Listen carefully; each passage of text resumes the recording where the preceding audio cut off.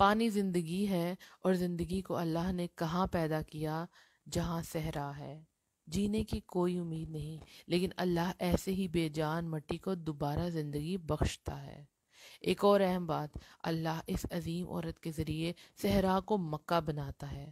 ہم کہتے ہیں نا عورت سے گھر بنتا ہے، اللہ نے تو پورا شہر اس عورت کی وجہ سے آباد کر دیا۔ میں قربان جاؤں، اللہ ہمیں جنت میں حضرت حاجرہ علیہ السلام کا دیدار کروائے، آمین۔ اب دیکھیں وہ اکیلی عورت آنے والے وقت کے پیغمبر یعنی حضرت اسماعیل علیہ السلام کی پرورش کرتی ہیں، اور وہی بیٹا ایک دن عظیم باپ اللہ کے خلیل یعنی اللہ کے گہرے دوست حضرت ابراہیم علیہ السلام کے ساتھ مل کر اللہ کا گھر یعنی کعبہ تعمیر کرتے ہیں۔ اللہ اکبر! یہ ہے قربانی کا صلہ، یہ ہوتا ہے چنے جانا، یہ ہوتی ہے برکت، یہ ہوتی ہے اللہ سے بے پناہ محبت کا ثمر، یہ ہوتا ہے اللہ سے راضی رہنے کا صلہ، یہ ہوتا ہے توکل کا نتیجہ، یہ ہوتی ہے اسباب اختیار کرنے کی حکمت۔ اب کیا بیٹھنا ہے سب چھوڑ چھاڑ کر، اور کرنا ہے انتظار کہ کب موت آ پکڑے؟ کیا کرنا ہے انتظار کہ کوئی کہے کہ میں تمہیں کبھی اکیلے نہیں چھوڑوں گا، اور پلٹ کر کبھی آئے بھی نہ؟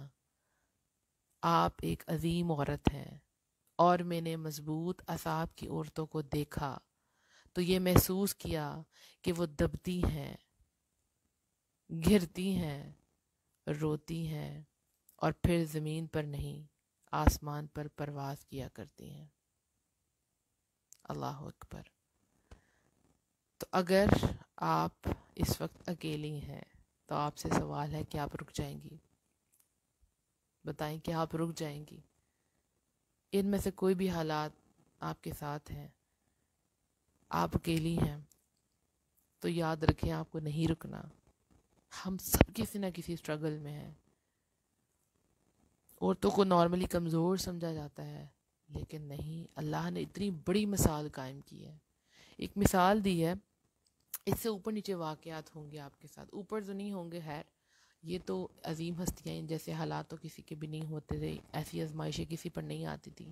تو مین تھنگ از دیٹ کہ آپ نے آگے بڑھنا ہے، رکنا نہیں ہے۔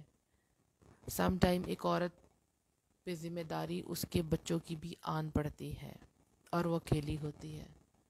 تو دیکھیں حضرت حاجرہ علیہ السلام نے اپنے بیٹے کو پالا، اسی طرح آپ کے بچے ہوں گے تو آپ کو ان کے لیے اٹھ کھڑے ہونا ہے، ان کو اپنا صدقہ جاریہ بنانا ہے۔ وہ بچے آپ کے ہتھیار ہیں، وہ بچے آپ کی موٹیویشن ہے۔ اللہ نے آپ کو ایک اسٹرانگ خود ہی ایک جینے کی وجہ دے دی ہے۔ ہم سب کا جو مقصد ہم اللہ کے لیے جیتے ہیں، اللہ کے لیے جیتے ہیں، لیکن ایک موٹیویشن ہو جاتی ہے کہ آپ گر نہیں سکتی، آپ کے بچے آپ پر ڈیپینڈ کر رہے ہیں، آپ پر سم ٹائم ذمہ داری آ جاتی ہے اخراجات کی۔ آپ کو ان بچوں کے لیے اٹھنا ہے، اپنے آپ کو فائنینشلی اسٹرانگ کرنا ہے۔ جتنی بھی عورتیں یہاں میری بات سن رہی ہیں، سب سے پہلے جب بھی آپ اکیلی رہ جائیں تو آپ نے اپنے آپ کو اٹھانا ہے کہ میں نے جینا ہے، میں نے رکنا نہیں ہے۔ زندگی یہاں رکتی نہیں ہے، کبھی بھی آپ کے ساتھ ایسے حالات ہو جائیں، کوئی آپ کے ساتھ برا کر دے یا آپ کے ساتھ برا ہو جائے، سم ٹائم تقدیر میں کچھ چیزیں لکھی ہوتی ہیں، وہ ہو جاتی ہیں، سو ان کو ایکسیپٹ کرنا اور آگے بڑھنا ہے۔ اور اس کے بعد آپ کو اپنے آپ کو فائنینشلی اسٹرانگ کرنا ہے، یہ بہت ضروری ہے۔ آپ سوچ رہے ہوں گے میں ایسی باتیں کیوں کر رہی ہوں، لیکن یہ ایک حقیقت ہے، زندگی گزارنے کے لیے اپنے آپ کو فائنینشلی اسٹرانگ کرنا بہت ضروری ہے۔ کام کریں، جو آپ کے پاس ہنر ہے وہ کریں۔ اگر آپ پڑھی لکھی ہیں تو آپ کے پاس اپرچونیٹیز بہت زیادہ ہیں، اگر نہیں ہیں تو کوئی اسکل سیکھ لیں، لیکن آپ کو کھڑے ہونا ہے، اپنے آپ کو فائنینشلی اسٹرانگ کریں۔ وہ بچے آپ پر ڈیپینڈ کریں، وہ معصوم بچے ہیں، اور آپ کو اپنی زندگی میں کبھی بھی یہ نہیں سوچنا کہ میں اکیلی ہوں۔ جس کے ساتھ رب ہے نا، اس کے پاس اس کے ساتھ سب کچھ ہے۔ حسبنا اللہ و نعم الوکیل۔ تو آج کی موٹیویشن یہی ہے کہ ہمارا زندگی کا مقصد جو ہے وہ اللہ کو راضی کرنا ہے، اور زندگی گزارتے ہوئے ہمیں کبھی بھی ایسے حالات کو فیس کرنا پڑ سکتا ہے جو ہم نے کبھی سوچے بھی نہیں ہوتے، لیکن وہ ہو جایا کرتے ہیں۔